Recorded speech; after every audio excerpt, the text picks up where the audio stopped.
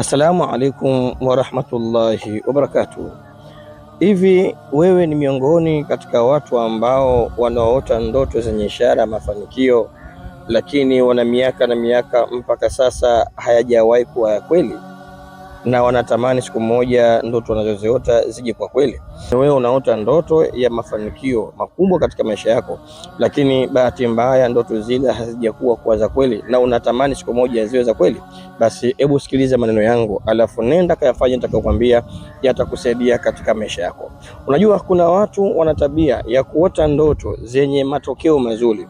Mfano, anaweza kuota anaonana na rais, anaonana na watu maarufu, wana muziki, watu wote duniani waliokuwa maarufu, lakini anatamani siku moja hii ndoto yake ije kwa kweli, lakini kila anaamka anajikuta ana miaka miwili mpaka sasa hakuna kilichoweza kutokea.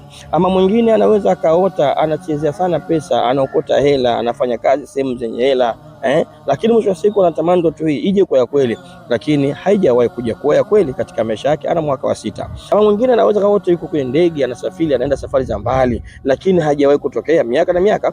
Ikiwa unaota ndoto hizo na unatamani siku moja ziwe kweli, basi nenda kafanya haya. La kwanza, jitahidi kuanzia sasa.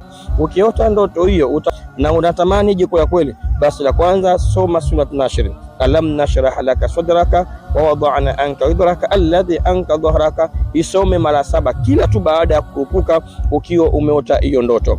Lakini jitahidi sana, ikiwa unaota hiyo ndoto, sawa, unapoota tu hiyo ndoto na ukaamka asubuhi baada ya kusema maneno haya, basi kama una sadaka nenda kaitolee kafara ile ndoto yako. Mwambie Mwenyezi Mungu, jalia ndoto hii unayoota ije kuwa ya kweli. Kwa nini?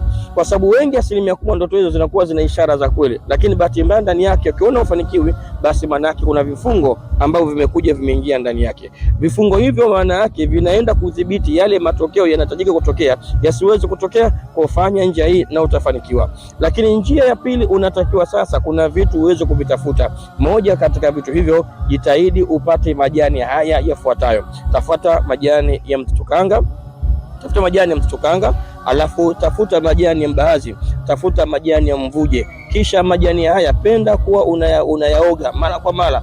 Unapopata majani haya unapoenda kuoga, jitahidi uwe unajishughulia katika mwili wako. Maana yake nini? Hapa ni kwenda kufungua vifungo walau vidogo vidogo vile, ili unachokitaka kiweze kufanikiwa. Lakini kwa njia nyingine, ni njia ambayo sasa unaweza kuona watu ambao mashehe wenye uwezo wa kufanyia dua na vitu vikubwa vikubwa kwa ajili ya kutimiza hizo ndoto unazoziota. Chache afwa minkum. Assalamu alaikum warahmatullahi wabarakatuh.